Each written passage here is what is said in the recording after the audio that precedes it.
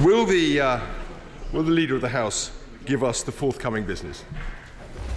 Leader of the House. I shall. The business for the week commencing the 16th of December includes Monday the 16th of December, second reading of the Water Special Measures Bill, Lords. Tuesday the 17th of December, Committee of the Whole House and remaining stages of the National Insurance Contributions Secondary Class 1 Contributions Bill. Wednesday the 18th of December, Committee of the Whole House and remaining stages of the Lords Spiritual Women Act 2015 Extension Bill, Lords, followed by Committee of the Whole House and remaining stages of the Financial Assistance to Ukraine Bill, followed by remaining stages of the Commonwealth Parliamentary Association and International Committee of the Red Cross Status Bill, Lords. Thursday the 19th of December, general debate on matters to be raised before the forthcoming adjournment. The subject for this debate was determined by the Backbench Business Committee. The House will rise for the Christmas recess at the conclusion of business on Thursday the 19th of December and return on Monday the 6th of January 2025. The provisional business for the week commencing the 6th of January will include Monday the 6th of January, business to be determined by the Backbench Business Committee. Further business will be announced in the usual way. Thank you very much indeed, Mr. Speaker. And what a marvellous time of year it is when I see the Christmas tree in New Palace Yard and the trilling sounds of the Parliamentary Choir and the Salvation Army Choir to boot. But on a slightly more sober note, you will recall, Mr. Speaker, the story of the government so far has been one of early scandal, a first reset, a delayed budget, and now what we can expect to be a delayed spending review. And we must hope at some point they will get round to actually making policy. And I'm afraid this week has brought further confirmation of the disastrous effects of the November budget. You will recall that the Institute for Fiscal Studies predicted at the time that the rise in national insurance would hit lower wage and more labour-intensive parts of the economy hardest. They also predicted that the Chancellor may need to raise taxes again soon. The Chancellor's reaction, as you will recall, was to say in terms to the CBI, and I quote, "I'm really clear, I'm not coming back with more borrowing or more taxes." And we will see how long that promise lasts. But only this week, the Financial Times reported that hiring has fallen more sharply in the UK than in other major economies over the past year, including the US, France, Germany, Canada and Australia. Luckily, however, we now have the government's new plan for change. I think the whole House should welcome the fact that the government now has a plan, only 14 years and 7 months after it first started in opposition, and that its plan is to change direction. But I would describe the plan for change as like a fine, fat Herefordshire beef cow that has been inadequately fed with the Reform Party's favourite anti-methane feed supplement, Bovea. It is a beast full of nutrition, but with a certain amount of unnecessary flatulence. A lot of media commentators have had fun with the government's blizzard of to-do lists, including its 6 first steps, 6 milestones, 5 national missions and 3 foundations. But I'm afraid they've missed the whole Christmas spirit of the thing. All we need now are policy announcements on turtle doves and partridges in pear trees to complete its new initiatives Advent calendar. Mr. Speaker, I jest, but I come not to bury Caesar in this case, but to praise him, because I'm not going to indulge in the easy mockery of the commentariat, Mr. Speaker. Oh no, on the contrary, I can report genuine signs of reality, something very rarely seen in a document from this government, breaking through in the plan for change. The Prime Minister says, and I quote, "In 2010, the incoming government inherited public finances in desperate need of repair." He's absolutely right. The public finances in 2010 were in desperate need of repair. The Prime Minister says we need a profound cultural shift away from a declinist mentality which has become comfortable with failure. And again, I think he's absolutely right. And finally, and most notably, he says we cannot tax our way to prosperity or spend our way to better public services. Not only that, the government has sensibly dropped its commitment to 100% clean energy by 2030, as we have called for on these benches, and I specifically highlighted only a couple of weeks ago. Mr. Speaker, the plan for change is a revolutionary gospel indeed, honest about the poor performance of the last Labour government, realistic in not seeking to blame governments for wider global events, seeking to adopt a longer-term approach and to recognise the need to limit tax and spending. All we can hope now is that someone spreads this revolutionary gospel in the Christmas spirit to the rest of the government. But I also have various concerns about the plan for change that I'd like to put in front of the House, if I may. It barely mentions the crucial short-term issue and long-term issue, I should say, of defence, highlighted once again this week by events in Syria, or the vital long-term issue of social care, which all parties concede has been inadequately handled over the last 20 years. These are, or 30 years, I should say, these are extraordinary omissions in what purports to be an inclusive long-term reset for the government. And there are more fundamental questions to be addressed. The idea of omission is a fashionable one in policy circles, but it implies a total commitment to the goal. How will this be reconciled with the Civil Services obligation and the Prime Minister's new efficiency czar to demonstrate short-term value for money? How will all this be reconciled with the government's intense desire to campaign aggressively against those it sees as its political enemies, rather than to recruit them soberly to a political consensus that could provide a sustainable basis for these missions? I'd be very interested to know what the Leader of the House thinks on these issues and how they will shape her approach to the conduct of future business in this House. Leader of the House. Thank you, Mr. Speaker. Can I start first of all by saying how appalled I am, and I'm sure the whole House is, on the details that have emerged in the murder of Sarah Sharif. And can I say on behalf of the government that nothing is more important than keeping children safe. We are committed to further reform of children's social care and much stronger safeguards for children being taken into home education. This is long overdue, and further details will be announced imminently. Can I take this opportunity to congratulate the new chair of the Liaison Committee as well, Mr. Speaker, my honourable friend, the member for Hackney South and Shoreditch, and I know the Prime Minister is very much looking forward to his regular appearances before it. And can I also commend my honourable friend, the member for North Northumberland, on his appointment as the UK Special Envoy for Freedom of Religion or Belief, and I'm sure he's looking forward to his very frequent and very regular meetings with the honourable member for Strangford. I also want to remind the House that that the Modernisation Committee's call for views ends next Monday. We've had a huge interest in this agenda from members old and new, and I'd encourage everyone to submit their ideas. Mr. Speaker, I thought we might have had a little bit more Christmas cheer from the honourable gentleman, but it's another rather strange and confused contribution. Perhaps he can work on his Christmas jokes a bit more ahead of next week's business questions. So let me share some merry news instead, Mr. Speaker.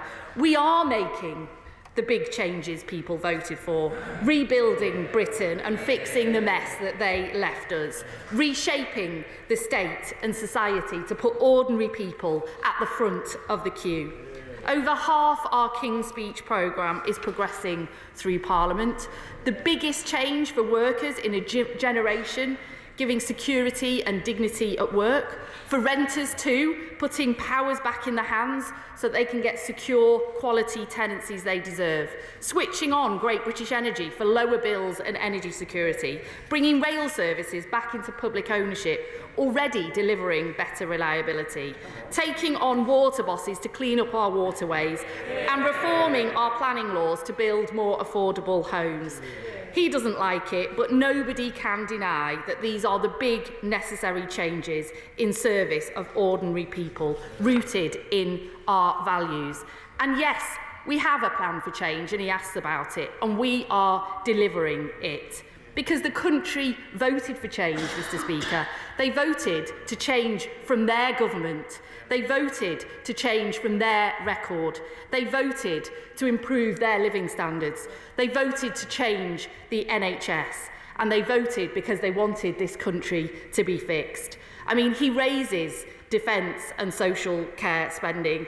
Perhaps, Mr. Speaker, that's his best Christmas joke yet so far, because their record on that is woeful, Mr. Speaker, and we won't take any lectures from them, I'm afraid, on that. Because the truth is, we're 6 weeks in to the new leader of the opposition's tenure, and their strategy for opposition is as clear as mud. They seem to have learnt nothing, they've got no new ideas, they disown their record one day and defend it the next. Perhaps instead of his ridiculous, tired commentary, they could reflect and apologise for the mess that they left and ensure the country gets the change it deserves. Can I just say, the leader quite rightly mentioned a live case. I hope nobody else would add to that, because it is a case that's in the courts at the moment. Anna Dixon. Thank you, Mr. Speaker. Next year, Bradford District will take on the honour of City of Culture. My constituency will be hosting events celebrating local artists and our industrial heritage. Would my right honourable friend join me in wishing Bradford 2025 well, and would she consider granting time for a debate on the contribution of northern cities to our British culture? Yeah. Well, can I join her in congratulating Bradford as the City of Culture? She's absolutely right to point out that how much of our British culture is rooted in our northern cities, like Bradford, but of course Manchester and others too, Mr. Speaker, I'm sure Chorley and elsewhere too. So I'm sure this would make a great topic for a debate. Liberal Democrat spokesperson, Marie Goldman. Thank you, Mr. Speaker. This week, the Institute for Fiscal Studies warned us that local authorities' special educational needs budget is currently at their educational needs deficit is currently at £3.3 billion, and without proper reform, it could rise to £8 billion within 3 years. Even at £3.3 billion, it's clear that the government's budget announcement of £1 billion is less than a third of what local authorities need for SEND just to allow them to stand still. Meanwhile, the £740 million of capital funding announced recently is, according to analysis by Special Needs Jungle, less than the average of similar funding over the last 3 years. And besides, it's capital funding, meaning buildings and equipment. I'm not saying that isn't welcome, but what's the point in more classrooms if we don't have the teachers, teaching assistants and support staff to fill them? And then reports online suggest that the Education Secretary this week told teaching unions that schools would have to find money for their underwhelming 2.8% pay increase from efficiency savings in existing budgets. I understand, she suggested, and well, I'm going to check my notes because it seems a little optimistic, that schools could pay for it by switching their bank and energy providers. Mr. Speaker, will the Leader of the House ask the Education Secretary to come to the House as a matter of urgency to lay out what her plans are for education and special educational needs? So far, nothing the government has announced is going to make things better, and there are children's lives at stake.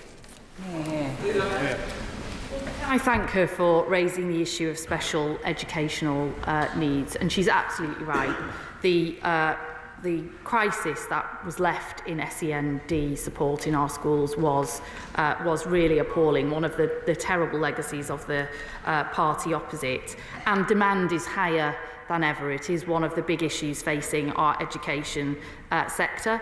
That's why in the budget we announced, as she rightly points out, £1 billion extra. This is the biggest uplift that SEND has received in many years. But of course, this won't solve everything overnight. Of course it won't. This is a down payment on the work that we will be doing and we are doing to reform SEND and to get the money and resources in that is absolutely vital to our education sector. And she raises the issue of pay for teachers as well. I'm really proud that this government, one of the first acts of this government when it came into office was to agree to the independent pay review recommendations for teachers, giving them the pay rise that they've long deserved, and this government will continue to support our education sector in all its needs.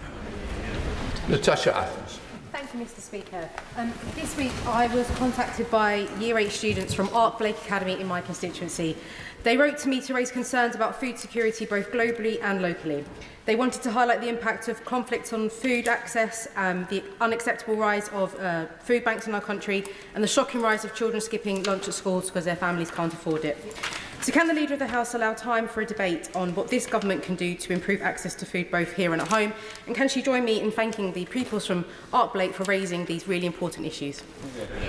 Leader. Well, I'm delighted to join her in congratulating the pupils from her constituency in raising the issues of food poverty, especially at this time of year when the needs of people in relation to food poverty, but also Christmas poverty, Christmas presents and everything else is so stark, and is something that as MPs we all experience. So I'm sure this would make a very good topic for a debate, and I'm sure we'll be shortly hearing from the Chair of the Backbench Business Committee. Chair of the Backbench Committee, Bob Blackman.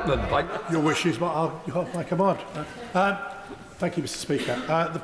In addition to the business that the Leader has announced, on Tuesday the 7th of January, with your permission, in Westminster Hall there'll be a debate on pay gaps in the workplace. And on Thursday the 9th of January, provided that date is provided to us, there'll be two debates, one on seizing frozen Russian assets to fund Ukraine, and the second debate will be on the impact of food and diet on obesity, quite appropriate after the Christmas festivities. Can I urge colleagues, if they wish to participate in the debate next week, to apply to you, Mr. Speaker, to be put on the Speaker's list, so we know how many people are likely to want to speak in the pre-recess adjournment debate.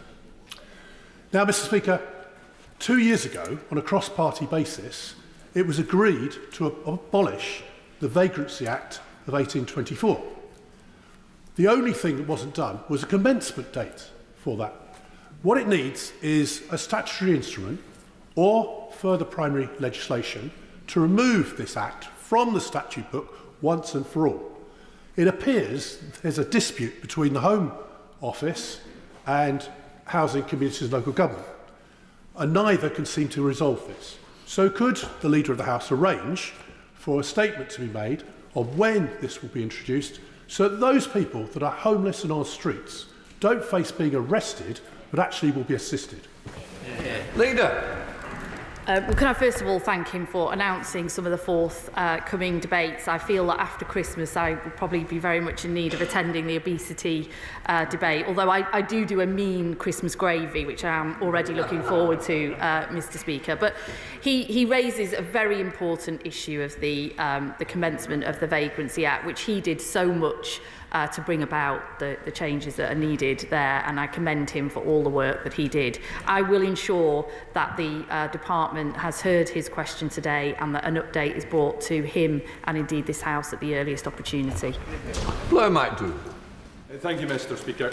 Given the widespread revulsion at the violent crackdown on peaceful protesters in Georgia, I wonder if she might make time for a debate on this. And in that debate, we might be able to discuss the fact that Imedi TV, the main propaganda arm of that brutal government, operates and is directed from the UK through a company called Hunwell Partners.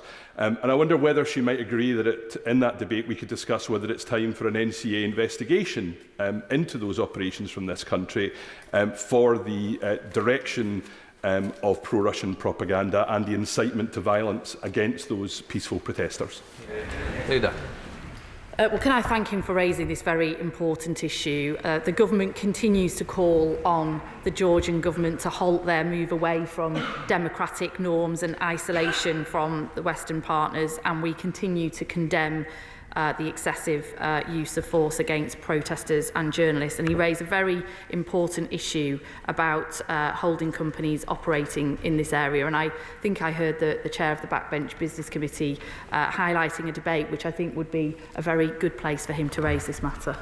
Just to help the House, I'm aiming to run this to 11:30 so we can all help each other to get through. A good example being Martin Vickers. Thank you, Mr. Speaker. During the last Parliament, I initiated a Westminster Hall debate about the growing evidence that bright LED lights on vehicles was resulting in more road traffic accidents. I know that the Leader could tell me that I could initiate yet another debate, but even better would be if you could arrange for the Minister to make a statement on this about the evidence that the Department of Transport are collecting. Leader. Well, it's a very important issue about LED lights and their impact in road traffic accidents, and I will indeed ensure he gets a full response from the Minister or they come forward to the House. Sarah Champ.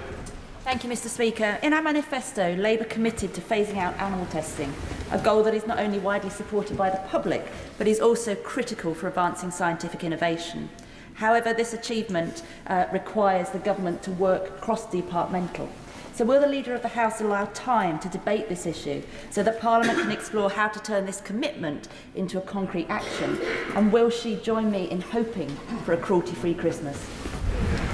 Well, I do join her in hoping for a cruelty-free Christmas, and she raises important issues. We have a number of manifesto commitments in this area, and she will know they're not currently in the legislative programme for this session, but I am aware of strength of feeling, and I'm sure that things will be brought forward in the usual way. Claire. Thank you, Mr. Speaker. Last week, the government stated they would move away from safety valve agreements in relation to SEND, which have seen many local authorities across the country enter into short-term funding deals with the Department for Education. While this is welcome news, it's left those already in existing arrangements, including my own local authority of South Gloucestershire, worried about the future. So will the Leader of the House agree to give us a debate in government time on the nature of these changes, how we can ensure existing arrangements are fair, and to discuss how we can ensure that all children with special education needs and disabilities get the quality of education they deserve?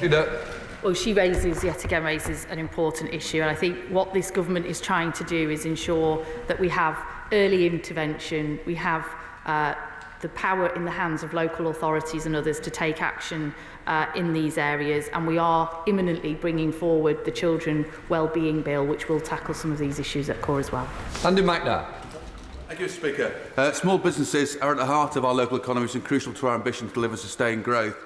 So last weekend it was great to meet so many inspiring small businesses during Small Business Weekend in Rossendale and Darwin. And I was also privileged to attend the Rossendale Business Awards. It was a great celebration of entrepreneurial and community spirit. And so we should join me in congratulating the Business Award winners, and bear with me, there were quite a few. Bacon Museum, Baha Accessories, DOG Grooming, The Chubby Duck, Rossendale Radio, Carafansons, Solo Assist, Kelsey Bennett, BU Lifestyle, Design Heart, Whitworth Leisure CIC, Olive Branch, the Ashcroft Danceworks, Unscripted Fashion... Order. We're not allowed... No, one of us is sitting down and I'm not. Can I just say we're not meant to do a phone list of different businesses all around. I think, in fairness to the Leader of the House, she's got a real flavour of how important Rossendale and Darwin is. Leader. Well, I am very well aware, Mr. Speaker, of how important the small businesses are in Rossendale and Darwin, and I have, over the years, enjoyed many a nice cup of tea and cake, which I thought he was going to get round to inviting me along to one, which I'm sure I will do soon. Sir John Hayes. Thank you, Mr. Speaker. You may not be aware that Vodafone franchises across the country, including my constituency, have launched a High Court action as that company, Vodafone, have cut remuneration at no notice and with no justification, despite the fact they benefited during the pandemic from government payments to support struggling franchises. Can we therefore have a debate on how these corporate, soulless, heartless kinds of businesses are costing livelihoods, oblivious of the consequences of what they do, for those struggling franchises will close and the workers will be sacked? Leader. Well, I'm really sorry to hear about the case in his constituency, and he has taken this opportunity to raise it on the floor of the House. He will know that this government is committed to take on the vested interests in this country and put ordinary people and communities back at the front of the queue, but I will ensure that he gets a proper reply on that matter. Mayor Wallaper. Thank you, Mr. Speaker. On Friday, I had the joy of visiting a couple of local businesses and organisations, the Southend Business Partnership and the Southend Art Collective. What is apparent from these meetings is the will and certainly the talent in Southend, East and Rochford to reanimate the city. However, Mr. Speaker, in Southend, East and Rochford, like many constituencies, we struggle with the loss of grassroots sport, music venues, leisure facilities and empty high street shops. So will the Leader of the House join me in recognising the hard work of both collectives and grant a debate on the importance of extracurricular activities in low socio-economic areas? Leader. Well, can I thank him for raising that important matter? And he's right to highlight the importance of grassroots sports, culture and others to our local communities and our high streets. He'll be aware we've got a curriculum review at the moment. We're also ensuring that there is funds into grassroots sports in England, and he might want to be aware that the government's plans around devolution and supporting our high streets will be announced imminently to this House. John Cooper. Thank you, Mr. Speaker. Both the Scotland Office and the Northern Ireland Office tell me that the Northern Ireland Enhanced Investment Zone is still alive and is still in play and has not fallen into the fictitious £22 billion black hole. However, there is no indication of when it's actually going to be delivered. I wonder then, given the multiple agencies involved in all this, if we might have some way of getting some clarity on this, and if we perhaps might address the question of devolve and forget as operated by this government, which is so damaging to both Scotland and Northern Ireland. Leader. Well, can I thank him for that? He might want to raise this matter at Northern Ireland questions when we return, but in the meantime I will ensure the Minister's heard his question. Helena Dollymore. Thank you, Mr. Speaker. The Queensway Gateway Road in my constituency is known as the Road to Nowhere because it has been left unfinished for over a decade. So my constituents in Hastings and Rye were delighted that the Labour government confirmed over £2.5 million to finish the road. However, Conservative-run East Sussex County Council has let the works overrun for months and months, leaving residents and businesses stuck in delays. Local businesses have lost millions. Will the Leader of the House join me in calling on East Sussex County Council to get the road finished? Leader. Well, she raises such an important matter for her constituency, and I will indeed join her in encouraging the council to get on and make sure that the road to nowhere will finally get somewhere. Richard Tice. Thank you, Mr. Speaker. There is a Dunkelflaut across the UK and the whole of Europe, meaning there's no wind and therefore reduced power generation, highlighting the importance of alternative sources such as nuclear. So could the Leader of their House ask the Secretary of State for Energy to update the House on the programme, on the extension of the programme and expansion of the programme for SMRs to ensure we've got alternative power sources? Leader. Well, he's absolutely right that nuclear will play a really important part in our ambitions to being a clean energy superpower by 2030, a target I'm sure he will join me in welcoming, and he will have the opportunity, Mr. Speaker, I can assure him very soon, of questioning the Secretary of State on this matter further. Liz Twist. Thank you, Mr. Speaker. During UK Parliament Week, I met students at the Orchard EHN unit in Ledgate in my constituency, which focuses on the emotional and educational needs of Key Stage 4 pupils. They told me they're concerned about long waiting lists for CAMS and other mental health support to address the needs of young people and allow them to do well in their exams. They feel lucky to have focused support, but would like that to be available to other people. They have asked me to ask if we can have a debate in government time to explore urgent and strategic actions to ensure that the mental health needs of all young people are met. Leader. Well, I really enjoy hearing members' inputs from their visits during Parliament Week, Mr. Speaker, which I know you did many of as well. And I was actually on News Round this week about Parliament Week. I've never had more cut through, I can say that. But she absolutely, really important issue about CAMS and mental health support for our young people, and that's why we're committed to get more mental health support into our schools, and I will ensure that we consider this as a topic for debate. Wendy Morton. Thank you, Mr. Speaker. I've noticed recently an increase in casework from pensioners with regards to accessing the West Midlands Pension Service. It's a pension scheme which appears to be run jointly by local government and DWP, administered out of Wolverhampton Council. I wondered if the Leader would assist in trying to get those government departments to come together and try and unlock what is becoming a very, very slow process that's affecting a number of us in the West Midlands. There we are. Leader. Well, I'm happy to look into that issue for her. As she knows, we've had a big drive to make sure that pensioners who are eligible for pension credit get it, and we've also put in extra resources into the household budget for local authorities. But she highlights an issue about them working together better to make sure that support gets to those who need it most, and I will absolutely take up her question today. Amanda Hack. Thank you, Mr. Speaker. The ICB in Leicester, Leicestershire and Rutland are due to consider a paper today on the removal of prescription support for people who require gluten-free products who are celiac.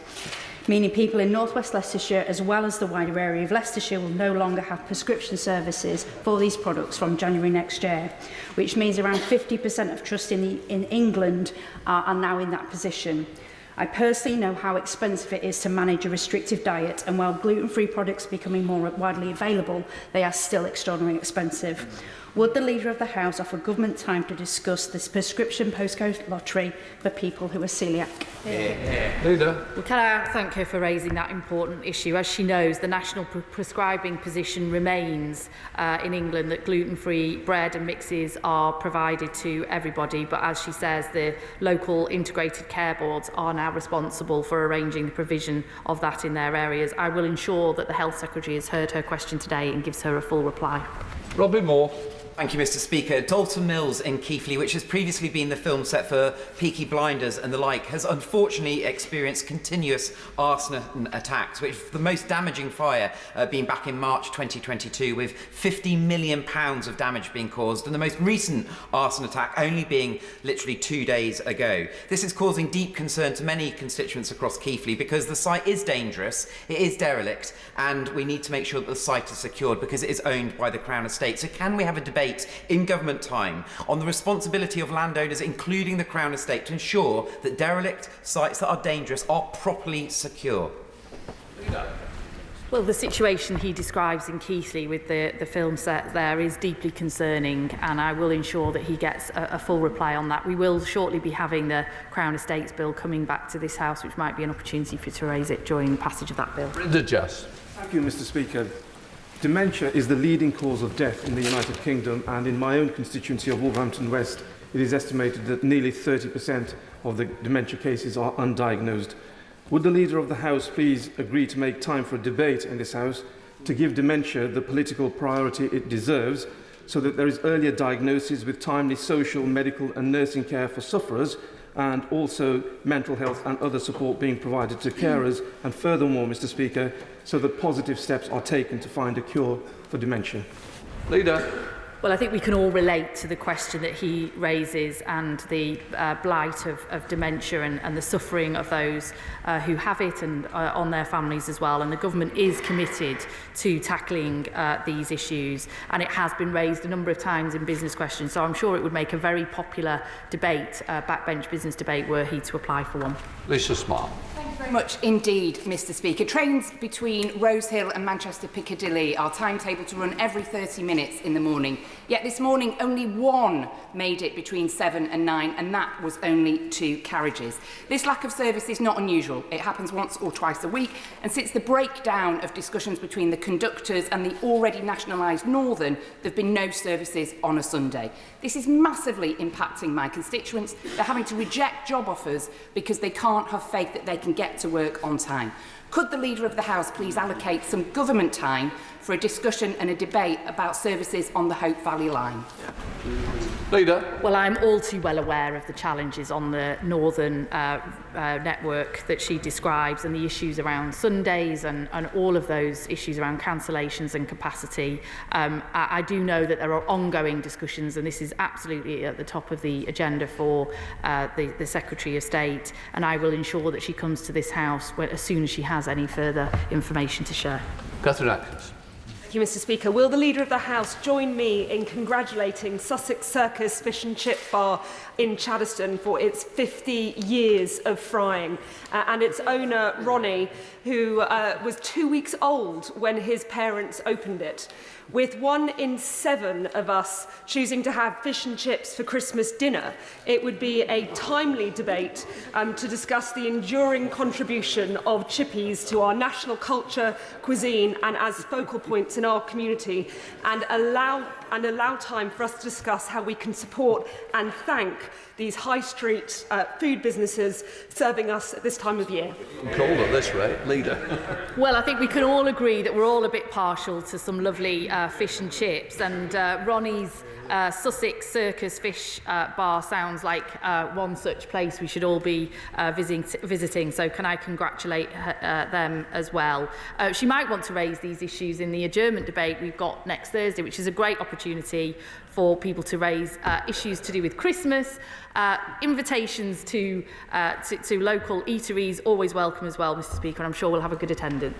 Greg Smith. Thank you, Mr Speaker. I draw attention to my entry in the Register of Interest. I'm sure the Leader of the House will agree with me that we should always acknowledge and congratulate great British sporting success stories, and I'm sure every member of the House was glued to their television on Sunday to watch McLaren secure their first Constructors' Championship since 1998. Will the Leader of the House join me in congratulating McLaren, that great British icon, on their success? And to make up for the apparent lack of acknowledgement from DCMS, can we have a debate on the value of motorsport to the British economy?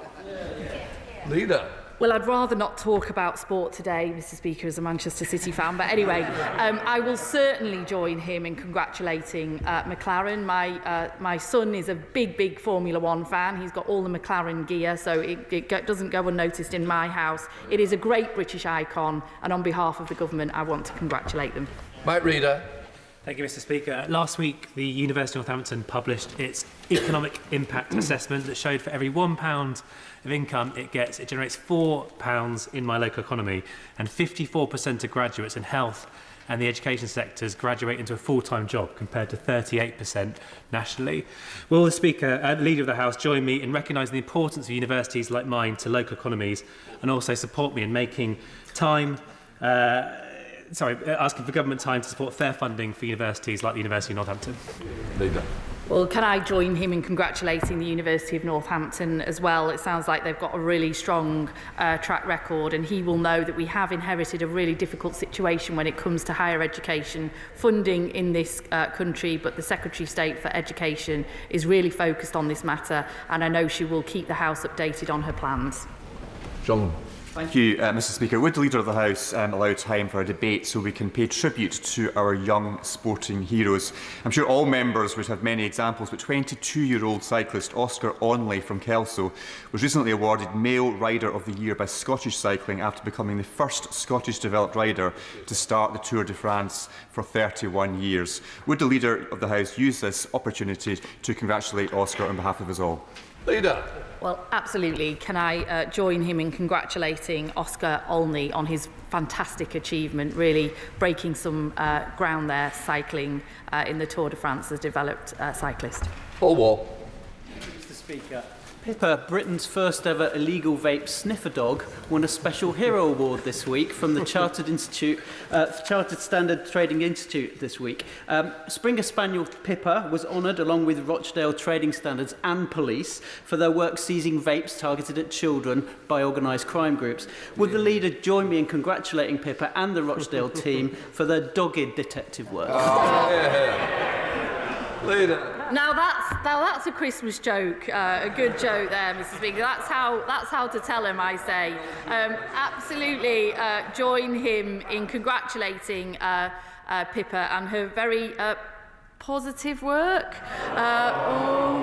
Maybe, never know. And perhaps they want to come to Manchester Central and clear up some of the vapes we've got there. Better message. Thank you, Mr Speaker.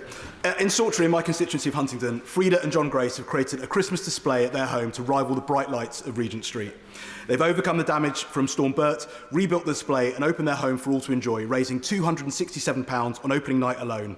The lights will be on every afternoon until 9 p.m. until the 1st of January, should anyone wish to look at them. I look at the Honourable Member for Peterborough if you find yourself passing by.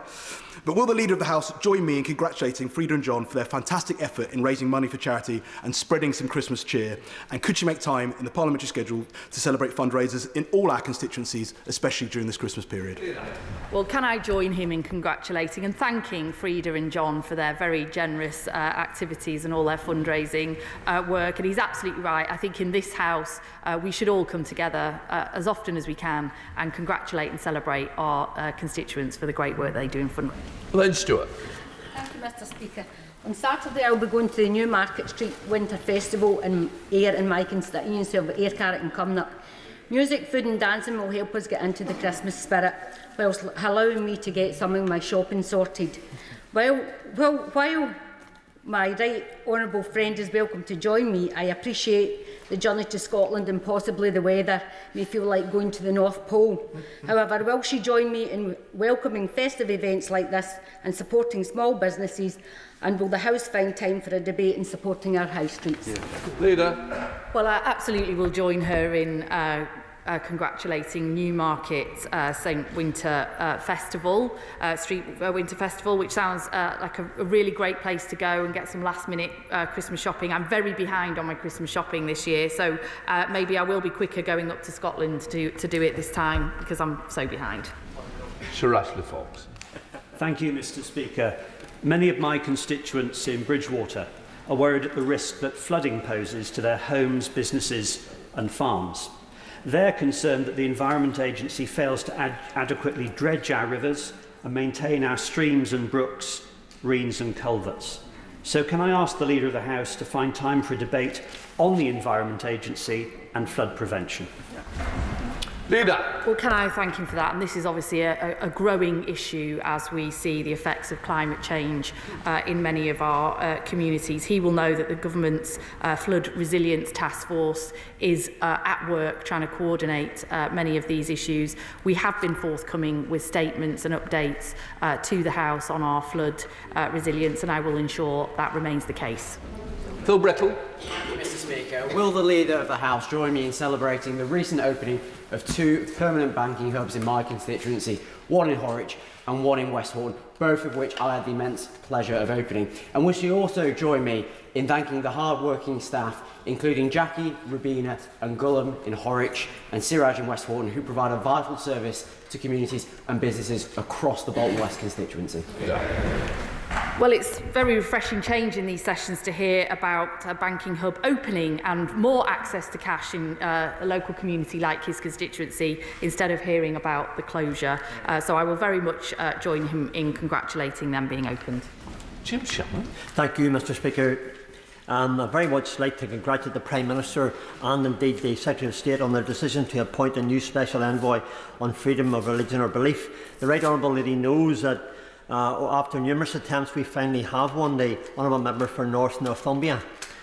However, could the Leader of the House outline what the specific objectives and expected outcomes of this appointment are, and if the position is enshrined in law, and how this position will contribute to advancing the government's priorities on both a national and international level, ever mindful of Proverbs 31 verses 8 and 9, open your mouth for the voices, for the rights of all who are destitute, open your mouth, judge righteously, defend the right of the poor and the needy. And I know the member from North Northumbria will do just that.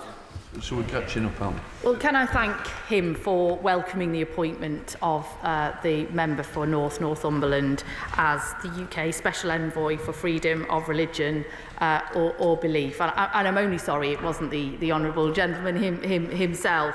But I know that he will play a keen and active role in ensuring that the member for North Northumberland carries out his role properly, and that he is there as an advocate for the government to ensuring that the many issues that he raises in this House week after week are taken up by the government, and that we have that special envoy role. Chris Vance. Thank you, Mr. Speaker. Since the closure of the Harlow Star in 2019, Harlow doesn't have a town-wide newspaper, a printed newspaper, although the online platform, Your Harlow, does have a number of articles that go out town-wide.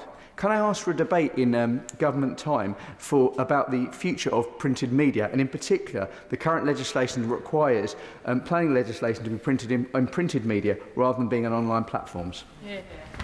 Leader. Well, can I join him, in raising this important matter? The role of local newspapers, printed local newspapers, as well as online facilities, is absolutely vital to sharing factual and correct information about what's happening in our local communities in the age of social media and mis and disinformation. And we've seen that time and again recently. And I know the Secretary of State for Culture is very committed to these issues, and I will ensure that he and the House are updated. Paul Davies.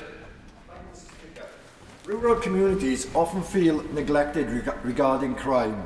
House of Commons Library research shows a 32% rise in rural crime since 2011, compared to 24% in urban areas. This includes 130,000 more reported offences and 30,000 additional cases of criminal damage and arson. These figures I'll come to the question, Mr. Speaker. Can I ask the Leader of the House for a debate on rural crime in government's time? There we are, Leader. Well, can I thank him for raising this very important topic, because tackling rural crime is really important to this government, and we're committed to safeguarding our rural communities. I think were he to apply for a debate on this matter, it would be something that would be very popular. Polly Billington.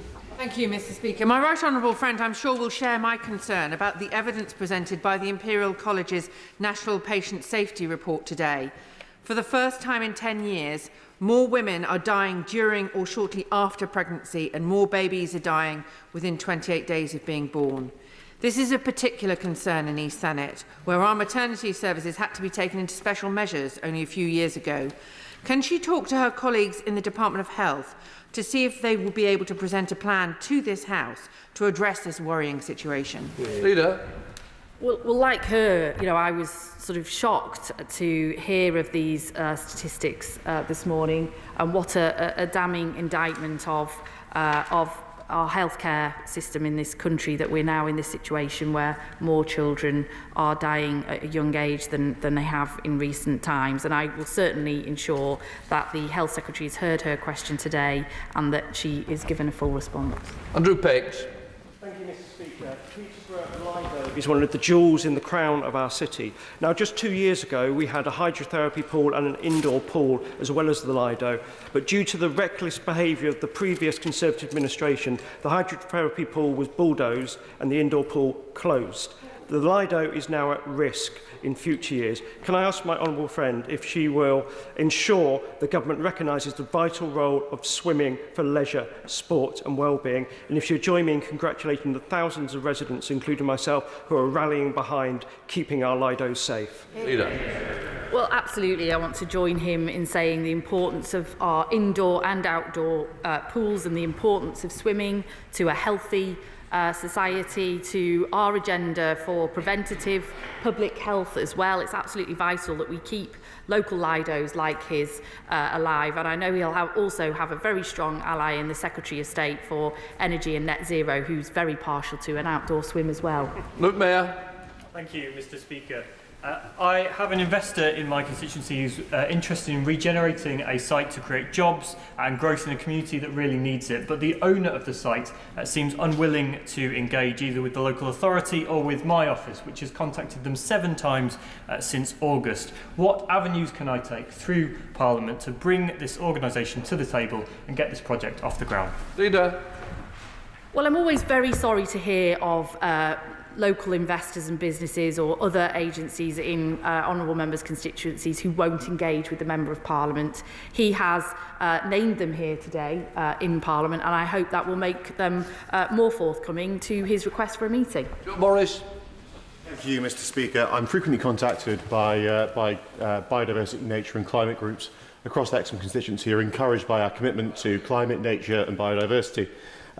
They're concerned somewhat, though, about the timescale by which the government will ratify the Global Oceans Treaty. So I wondered if the Leader of the House could perhaps give some clarity on the timeline for that. Leader. Well, he'll know that this government is very committed to the Global Oceans Treaty, and we are an international leader on climate and nature, and the Foreign Secretary is very committed to make sure that we ratify the treaty, and I will ensure that an update is given to the House in due course. Sam Rushworth. Thank you, Mr. Speaker. Parties with members elected to this place should uphold British values of tolerance and respect, but many constituents have contacted me to express alarm that local officers of the Reform Party in County Durham are harassing and smearing local charities and town councillors and using their social media platform to promote hatred, Islamophobia and misogyny. No other party in this place would accept such behaviour. They would chuck them out and make sure they don't stand as candidates. And I wonder if she could give me some advice on what we can do to make sure that there is increased civility in public life. Leader. Well, I'm incredibly sorry and disappointed to hear of the harassment that is being perpetrated against elected officials in his constituency, and the whole House will have heard his calls today. And I hope that the leadership of Reform and other parties that may be carrying out such harassment have heard his question today and take action against these thugs, because we need to defend democracy and defend our elected representatives at all costs. Crichton. Thank you, Mr. Speaker. I'm very grateful. I don't know if the Leader of the House has been caught up on the wild swimming trend, which we just call swimming in the sea in the Western Isles. One of my constituents has taken that to the limit. Colin S. MacLeod, charity fundraiser extraordinaire, has been swimming a mile length of a beach every day this year and will have raised £8,000 for the RNLI this Saturday when he completes his 1,000-mile Land's End to Shetland charity swim. Would the Leader of the House join me in congratulating Colin, find time for a debate on open water swimming, and perhaps join Colin for a dip? There we are, Leader. Yeah. Well, I do love a swim in the sea, actually, Mr. Speaker, although I'm not sure anybody's ready to really see me in my swimsuit any day soon, but I will certainly join him in congratulating Colin from swimming a mile a day and completing his 1,000 miles. What a great achievement, and raising all the money that he is for the RNLI, which is such an important cause. Lloyd Hatton. Thank you, Mr. Speaker. Now, recent BBC News analysis found that burning household rubbish in waste incinerators is now the dirtiest way that the UK produces power. So can I ask the Leader of the House, when might the Minister come to this place and give an update about exactly how and when we move away from harmful incinerators? And will the government support my campaign to implement a moratorium to stop building new incinerators, both in South Dorset and nationwide? Leader. Well, this government is committed to developing a circular economy where we don't need things like waste incinerators, and he's absolutely right to raise this matter with me today. It's something that actually has been raised with me a number of times, so I'm sure that were he to apply for a debate on the use of waste incinerators, it'd be something that would be very well attended. Lee Pitcher. Mr. Speaker, last week I had the honour of witnessing the first flight into Doncaster Sheffield Airport since its closure in 2022. This was made possible not just because of the hard work of Doncaster Mayor Ros Jones and the whole team, but also because of 2XL, an aviation company that has maintained its base at the airport. Would my right honourable friend join me in celebrating this incredible achievement for Doncaster East and the Isle of Axholme? Well, I absolutely will join him in that. He has been a dogged campaigner for Doncaster Airport, and I'm thrilled that he got to see the first flight going into Doncaster Airport in many years. And I also congratulate Mayor Ros Jones and 2XL for all the work that they're doing to ensure that this important airport in his constituency goes from strength to strength. Jim Dixon. Thank you very much, Mr. Speaker. Earlier this year, Swanscombe and Greenhithe Town Council in my constituency applied for Round 4, Window 1 of the Community Ownership Fund for funding to refurbish Swanscombe Pavilion, which once was and could once again be a wonderful hub for our community, providing opportunities for people to engage in sport, culture and arts. They were told decision-making was put on hold for the general election and haven't yet received a yes or no from the government. Might the Leader of the House arrange for the relevant minister to make a statement to the House to give clarity on whether crucial community projects like Swanscombe Pavilion will receive the funding they so desperately need? Leader. Well, I'm sorry to hear that he's not had a response about Swanscombe Pavilion in his constituency. The vital role that these kind of hubs, culture, leisure facilities play in our local communities can't be underestimated, and I will absolutely ensure that he gets a ministerial response forthwith. David Pinto-Tyczynski. Mr. Speaker, leaseholders in Hendon constituency, in Colindale, in West Hendon, in Edgware, are getting a raw deal. The big property managing agent companies that maintain their developments have put up service charges this year by as much as 40%, but are all too often failing to provide an adequate service or even a basic explanation of why charges have gone up so much. It's got to stop. Will the Leader allow a debate in government time so that we can discuss regulating managing agents? Well, absolutely, and I know from my own constituency what an absolutely sort of shocking scandal this is. He will know that the government is committed to full leasehold and common hold reform. In fact, the Minister is sitting next to me nodding his head rather, and we will be consulting next year on proposals to strengthen regulation of managing agents. Stand by. Thank you, Mr Speaker. A constituent recently shared his experience of applying for his dream job in Border Force with me. Initially told he'd be placed on a reserve list 3 months after completing the recruitment process. 6 months later, he was offered a role requiring him to relocate to England. He was informed 2 days later that, due to his past employment as a holiday rep, he would no longer be considered. Now, 5 months later, his case was flagged for review and he was told roles in Scotland would be available to him. Whilst he was recently recovering from cancer, he was chased for a response and re-engaged with the process, only to be told 2.5 years from applying he would no longer be considered. Will the leader support me in requesting time to discuss recruitment practices for an increasingly important border force so that we don't deter enthusiastic, trained and empathetic young people from joining? Leader. Well, look, he's absolutely right. It's important that our border security force is equipped with the best, the brightest and the best who want to work with it, and I will ensure that the Home Secretary gives him a full response about this case. It's Swallow. Thank you, Mr Speaker. On Friday, I attended the opening night of Panto at the fantastic South Hill Park Arts Centre. Oh, yes, I did, in Bracknell. And local arts venues like South Hill Park have suffered years of funding cuts under the previous government. Will my right honourable friend arrange for a debate on funding local arts centres? Yeah. Well, he's behind me, Mr Speaker, definitely. But the importance of the Panto season cannot be underestimated for our local theatres.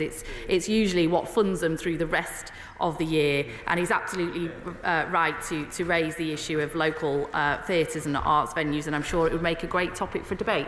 Tom Hayes. Thank you, Mr Speaker. I welcome the debate later on LGBT veterans.